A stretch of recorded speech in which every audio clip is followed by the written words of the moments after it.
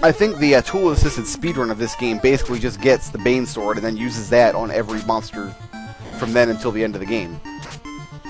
And I cannot say that I blame them for doing so, because that is an awesome way to play the game. But when bosses don't have a particular immunity, for example, Tiamat does not have an immunity to poison, that is when you can get better than even odds of using particular spells against them. And Tiamat is the only of one of the 4 fiends who is vulnerable to that kind of instant death. How there are birds underwater? Mummies? Okay, I'll understand. Maybe there is some kind of strange magics that are keeping them together. That's fine. What I don't get is how there are birds underwater. That makes no... Oh, there's a wizard mummy. I can't run from this battle. Wait a minute, I just did. I think that's my ribbon, too.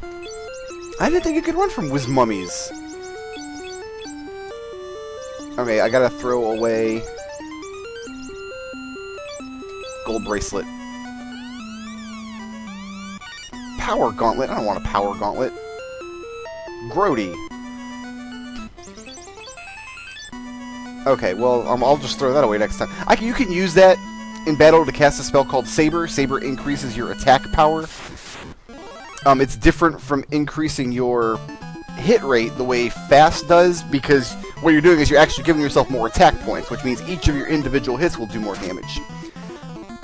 The problem is the Saber spell only affects the person who casts it, which has to be a black wizard, which obviously doesn't strike anybody as that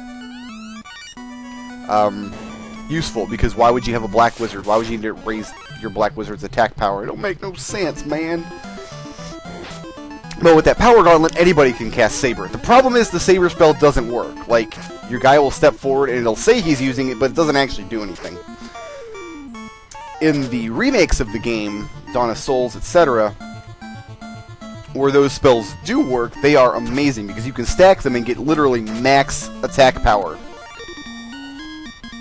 In fact, the Oasis, after you buy the bottled fairy from the Oasis, sells potions and things. It's gotta be in this room, right? It's gotta be here. With all these treasure boxes.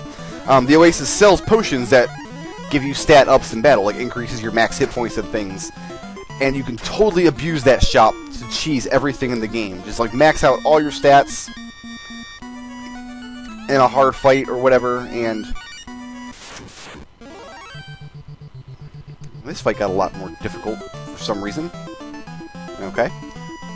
And I actually finished Dawn of Souls with 4 thieves doing that, killing all of the optional bosses, including Omega and Shinryu at the end of the game. The idea being just go into the fight, use the potions to raise everybody's max stats, to max everything, and then you win. There's nothing the boss can do to you at that point. So it's kind of a bummer that those spells don't work in this version of the game, but what can you do? This has to be my ribbon. It has to be, because I don't know where else they could be hiding it. There it is. Alright, one of you dudes has to give up your heal helmet. I think it's gonna be you, because Jim has a Aegis shield. Alright, I think we are in good shape. If, for some reason, you have a white wizard in your party, there is a level 8 spell called Wall, which gives one light warrior the benefit of... It's pretty much identical to if they were equipped with a ribbon. It only lasts till the end of combat, and I think it can be dispelled with the Xfer spell. But it's there, so with a white wizard, you can theoretically have 4 warriors with a ribbon. As if that's a useful thing that anybody wants. And now that I've got my ribbon, I can just go ahead and get out of this dungeon. By going deeper into it. I've got all the useful treasure. The light axe that I picked up is kind of a fun weapon. It casts the Harm spell. Harm is a series of spells that damages undead in this game. It's not like all the other Final Fantasy games where you can just cast your cure spells on undead and harm them. In this game, you don't have the ability to choose which target your spell is going to hit. Spells are flagged to either I just replaced your heal helmet, so Jim has the heal helmet. Spells either target your party or the opposition, and you don't have a choice between the two, so they had to differentiate between curing magic and harming magic. And then for some strange reason, the remakes renamed those spells Dia. Only white mages can use them, and they're only situationally useful. And the reason I say that is because anything harm can do... I don't want any more treasure in here, so I don't know why I was going down to that room in the first place. Dang it! Anything harm can do, Fire 2 can do better, basically. Its harm only works against undead. Fire 2 works equally well against undead, and works against other stuff as well.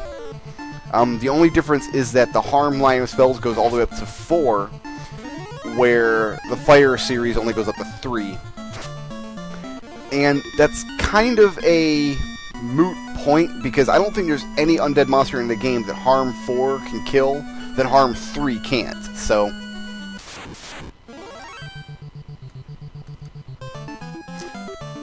let's Thor these guys. And then both white and black mages get their super powerful spells at level 8, so... kind of a moot point, because at the end of the game you're not going to be using harm or fire, because why? You just be using nuke and fade. Yeah, it's called fade in this game, not holy or white, which is kind of weird. But they hadn't set the conventions yet. It was just 1990, man. Oh, this dungeon's kind of long, and I'm kind of over it. I got my light axe that I will never use. But there's also, like, no reason to sell it. I might as well just carry it around to the end of the game.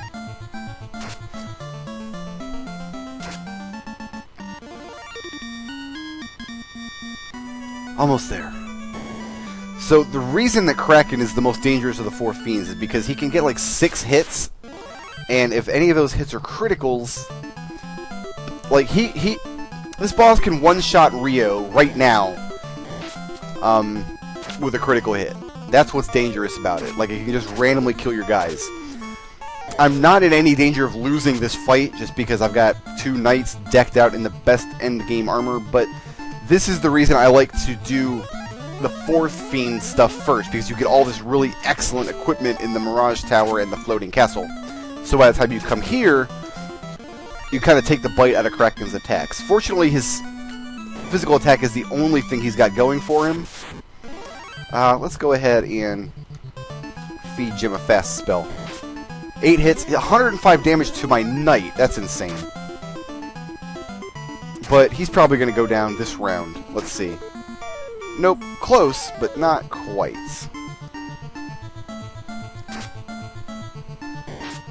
That's a lot of damage to my black belt. He might kill Cole before this is all over. Wouldn't that be obnoxious? Nope, not quite. Jim hacked off more than half his hit points with that first attack, and then hacked off the rest with the second attack. Beautiful. I don't need to be in this town anymore. I got my orb, I'm good to go. We don't have to come back to Onrak ever again. I'm very happy for that, because Onrak annoys me. Oh, come on! Cole's already... hasn't he already been through enough? Huh? No? Whatever. That just leaves the Fire Fiend, and the Fire Fiend's dungeon is great because it's full of lava, and the great thing about lava is that even though it damages you, it, almost out of Piers again. Craziness. It is impossible to get an encounter on lava tiles, so the idea is you just walk on lava as much as you possibly can, and you can get through the whole dungeon really quickly without having to fight very much. Except for the boss, of course. But she almost doesn't exist.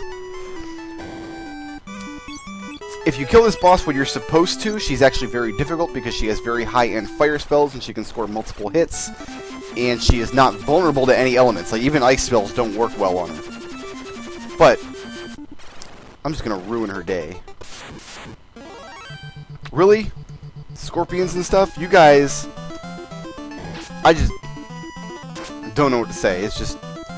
The scorpion ran away. You better run, buddy. Like, virtually nothing in this dungeon is specifically weak to ice. It's insane. I don't think there's much at all in the entire game that is weak to the ice element. It like, might as well not even exist. Just saying.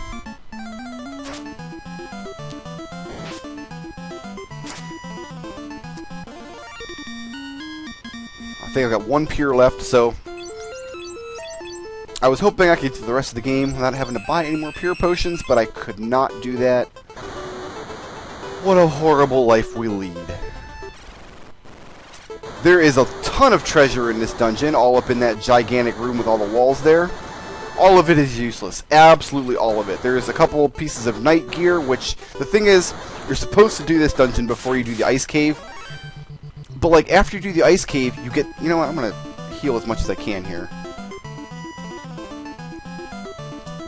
After you do the ice cave, you get the airship, and that gives you access to all the great equipment in the dungeons in the north. So why would you need any of this garbage from the volcano? Like, just why? Answer, you don't, ever. So skip it and do the volcano last. And enjoy walking on the lava.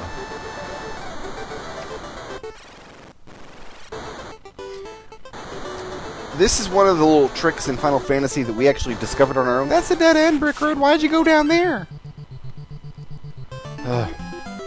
We discovered pretty early on in playing Final Fantasy that, you know, there's nothing that really forces you to go to the volcano before the ice cave. It's just recommended that you do that in the instruction manual, and the clues in-game point to the volcano first.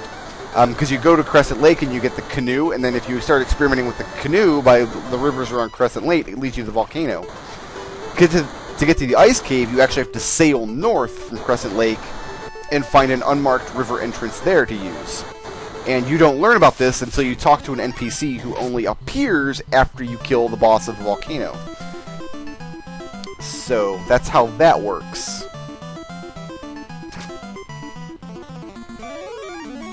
But if you already know about the ice cave and you decide to go there first, there's really nothing stopping you. So we decided to see if you could do that, and it turns out you totally could. So we started doing the class change and stuff before the volcano. And it was like some years after that, we're like, how come we're doing the volcano at all? Why not just do everything and then go to the volcano much, much later? So we started doing it that way. And then we never looked back. I'm going to have to use a lot of heal potions to bring myself back up to speed. Or maybe I won't. Maybe I'll just... yeah, I better, because Rio, at 62 hit points, this boss can probably kill him.